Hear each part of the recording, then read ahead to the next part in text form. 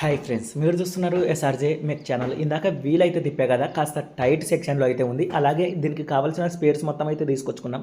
అన్న కర్నూలులో మనకు స్పేర్స్ అయితే ఇప్పించడం అయితే జరిగింది. క్లచ్ ప్లేట్ల assembly, timing chain, tensioner, scissor gear wheel, అలాగే cam shaft bearings, wheel bearings, కోన్సెట్లు అన్నీ అయితే తీసుకొచ్చుకున్నాం.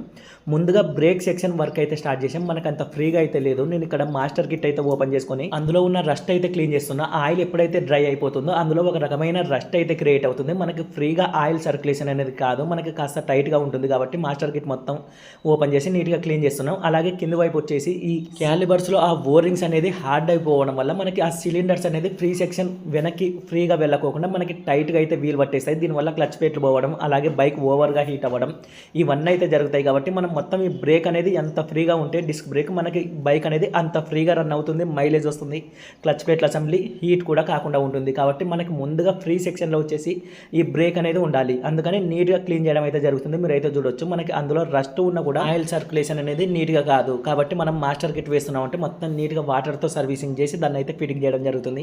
సిలిండర్స్ అన్నీ అయితే క్లీన్ చేసుకుంటున్నాం. కాస్త ఆయిల్ అయితే టచ్ చేసి వేయడం అయితే జరుగుతుంది. సిలిండర్స్ కాస్త ఫ్రీగా వర్క్ జరగాలని ఎక్కువగా ఓవర్గా కూడా ఆయిల్ అయితే వేయకండి, లీకేజ్ అయ్యే అవకాశం కూడా ఉంటుంది.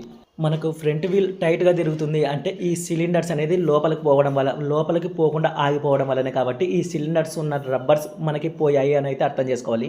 వాటిని నీట్గా అయితే క్లీన్ చేసుకున్నాం. అలాగే ఇక్కడ మనం జెల్ అయితే పెట్టడం అయితే జరుగుతుంది. ఇది ఫ్రీ సెక్షన్లో అయితే ఉండాలి. ఇది ఫ్రీ సెక్షన్లో లేకపోతే వన్ సైడ్ మాత్రమే డిస్క్ ప్యాడ్స్ అనేది అరిగిపోతాయి. కాబట్టి మనకి రెండు సైడ్లు సమానంగా అరగాలంటే అది ఫ్రీ సెక్షన్లో అయితే ఉండాలి. మనం రెండు సైడ్లు అరగాలని కాస్త జెల్ వేసి నీట్గా అయితే క్లీన్ చేయడం జరిగింది.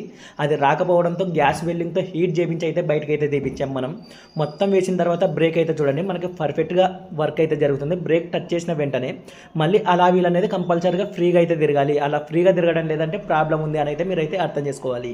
వీడియో నచ్చితే లైక్ చేయండి ఫ్రెండ్స్.